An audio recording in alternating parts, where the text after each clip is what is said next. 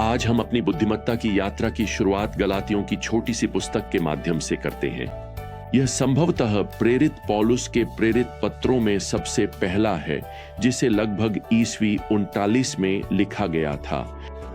पौलुस के अधिकांश पत्र वास्तव में काफी छोटे और संक्षिप्त थे।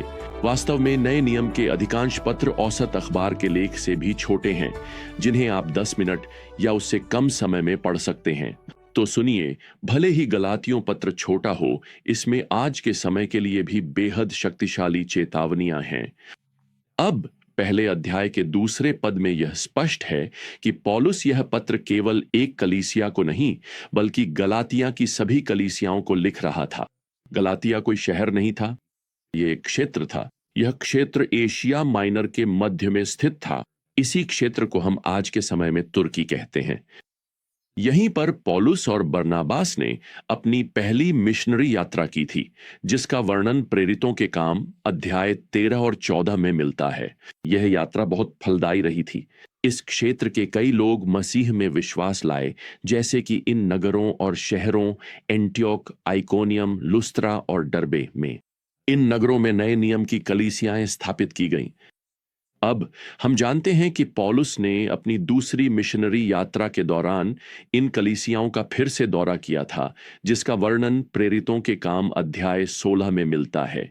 ये नगर मुख्यतः गैर यहूदी थे और अधिकांश नए विश्वासी भी गैर यहूदी थे। इन नगरों में यहूदी सभागृह भी थे, और हम यह जानते हैं क्योंकि यहूदी नेताओं ने इन मिशनरियों के लिए काफी परेशानियां खड़ी की थीं। फिर भी इन यहूदियों में से कुछ लोग भी मसीह के अनुयायी बन गए थे। अब पौलुस यह पत्र गलातिया की इन युवा कलीसियाओं को लिख रहा है। यहां इन आरंभिक पदों में उसकी भूमिका अधिकांशतः प्रेरित पौलुस के लिए सामान्य है।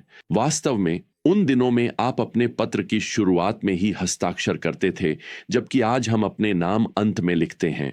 तो यहां पहला पद शुरू होता है, पौलुस एक प्रेरित न मनुष्यों से और न किसी मनुष्य के द्वारा, परंतु यीशु मसीह और परमेश्वर पिता के द्वारा, जिन्होंने उसे मरे हुओं में से जिलाया।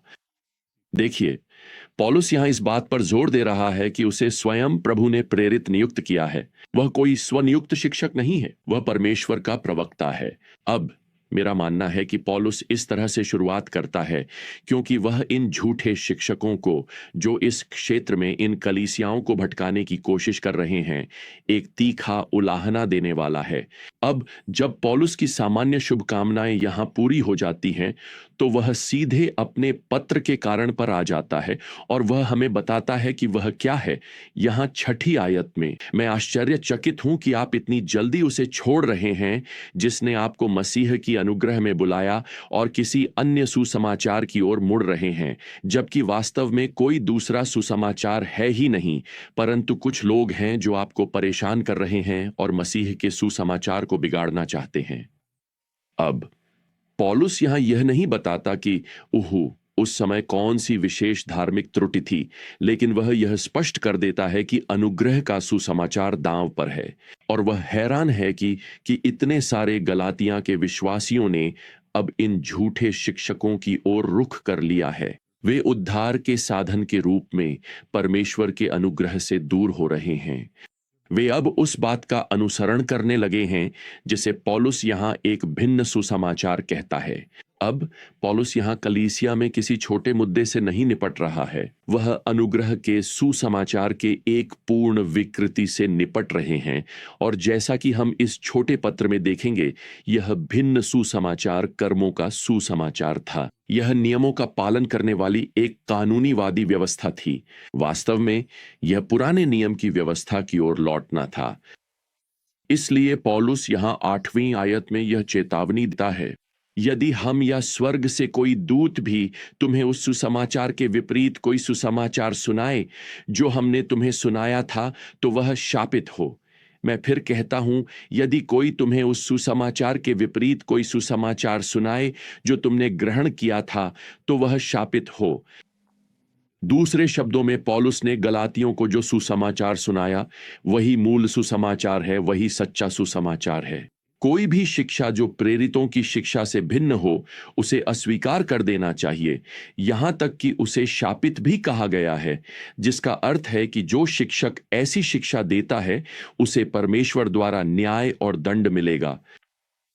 पौलुस कहता है कि यदि कोई स्वर्गदूत भी आकर यह दावा करे कि वह स्वर्ग में परमेश्वर की ओर से बोल रहा है, तो भी यदि उसका संदेश सुसमाचार अर्थात प्रेरितों के सुसमाचार के अनुरूप नहीं है, तो उसे अस्वीकार कर देना चाहिए। इससे कोई फर्क नहीं पड़ता कि वह कोई चमकदार स्वर्गदूत हो जो चमत्कारिक रूप से प्रकट हो।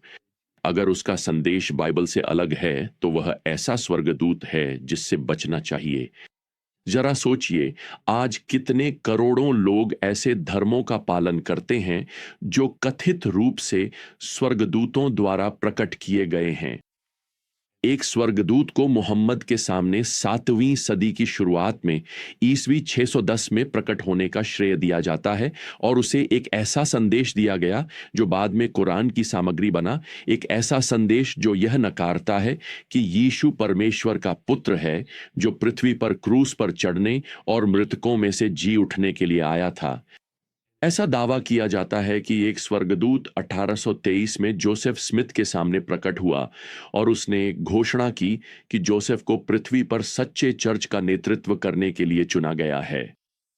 कहा जाता है कि अन्य स्वर्गदूत भी उसके सामने प्रकट हुए और अंततः जोसेफ ने बुक ऑफ मॉर्मन लिखी और इस तथाकथित प्रकाशन में दावा किया गया कि यीशु केवल परमेश्वर के पुत्रों में से एक था और मनुष्य वफादार मॉर्मन जीवन जीकर स्वर्ग प्राप्त कर सकते हैं। प्रियजनों, ये अलग अलग सुसमाचार हैं। आज कई मिलियन लोग जोसेफ स्मिथ का अनुसरण कर रहे हैं। लगभग 2 अरब लोग मोहम्मद का अनुसरण कर रहे हैं। खैर, प्रेरित पौलुस की अलग सुसमाचार की चेतावनी आज भी उतनी ही महत्वपूर्ण है जितनी कि 2000 साल पहले गलातिया क्षेत्र में थी। यह कहना मुश्किल है कि आज दुनिया भर में कितने धर्म ऐसे हैं जिनमें स्वर्गदूतों के दर्शन हुए हैं। वास्तव में बाइबल हमें चेतावनी देती है, याद रखिए, कि शैतान खुद को कैसे छुपाता है। एक प्रकाशमान स्वर्गदूत के रूप में। 2 कुरिन्थियों 11:14। तो यहां गलातिया में पौलुस के विरोधी, जिन्हें अक्सर यहूदीवादी कहा जाता है, मसीहियों पर मूसा की व्यवस्था की आवश्यकताएं थोपने की कोशिश कर रहे थे। वे अनुग्रह के सुसमाचार को कर्मों के सुसमाचार में बदल रहे थे। हालांकि यहां पद 11 में पौलुस स्पष्ट रूप से कहता है, क्योंकि मैं चाहता हूं कि तुम जान लो भाइयों कि जो सुसमाचार मुझसे प्रचारित हुआ वह मनुष्य का सुसमाचार नहीं है, क्योंकि मैंने उसे किसी मनुष्य से नहीं पाया, न ही मुझे किसी ने सिखाया, बल्कि मुझे वह यीशु मसीह के प्रकाशन के द्वारा मिला। दूसरे शब्दों में पौलुस कह रहा है, मैंने यह सुसमाचार सीधे परमेश्वर के पुत्र से प्राप्त किया है। अब पौलुस अपनी व्यक्तिगत गवाही साझा करना शुरू करता है। वह यहां पद 15 में लिखता है, प्रभु ने मुझे जन्म से पहले ही अलग कर दिया था और अपनी अनुग्रह से बुलाया। वैसे मुझे यहां थोड़ी देर रुकने दीजिए। यह आज के लिए एक अच्छा स्मरण है कि आप भी परमेश्वर के लिए कोई बाद की सोच नहीं है। उसकी योजनाएं आपके लिए हैं और वे तब शुरू हो गई थीं जब आप अभी जन्मे भी नहीं थे। यह इसलिए नहीं कि आपने इसका हकदार थे, बल्कि इसलिए कि उसकी अनुग्रह आपके जीवन में काम कर रही है। पौलुस यहां पद 17 में लिखता है कि मसीह में परिवर्तन के बाद वह अरब देश चला गया और फिर दमिश्क लौट आया। स्पष्ट है कि उसे स्वयं प्रभु ने व्यक्तिगत रूप से शिक्षा दी थी। इस 3 साल के प्रशिक्षण कार्यक्रम के दौरान पौलुस को स्वर्ग का व्यक्तिगत दौरा भी कराया गया होगा।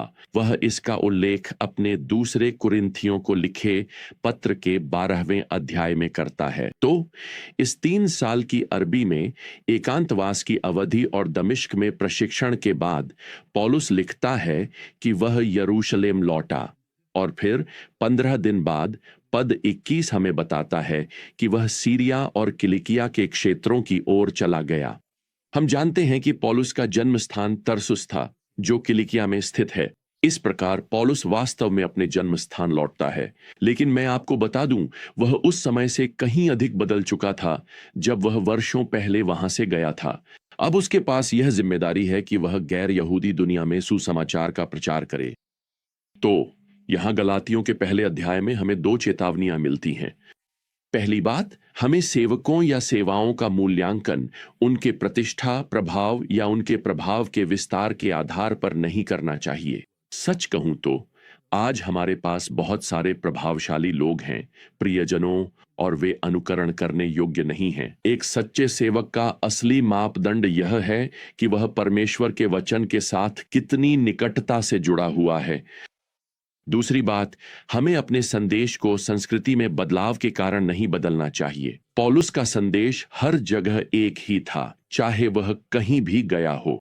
वह था परमेश्वर की अनुग्रह का सुसमाचार, जो पापियों को पश्चाताप के लिए बुलाता है कि वे केवल मसीह में ही अपना विश्वास रखें। और मैं आपको बताना चाहता हूं प्रियजनों, वह संदेश 2000 वर्षों में नहीं बदला है। और अगर कोई चमकदार स्वर्गदूत आपके दरवाजे पर किसी और सुसमाचार के साथ आ जाए, तो वह ऐसा स्वर्गदूत है जिससे आपको बचना चाहिए, चाहे वह कुछ भी कहे। तो जब तक हम अगली बार रवाना नहीं होते, प्रियजनों, प्रभु यीशु मसीह की अनुग्रह, परमेश्वर का प्रेम और पवित्र आत्मा की संगति आप सभी के साथ बनी रहे। आमीन।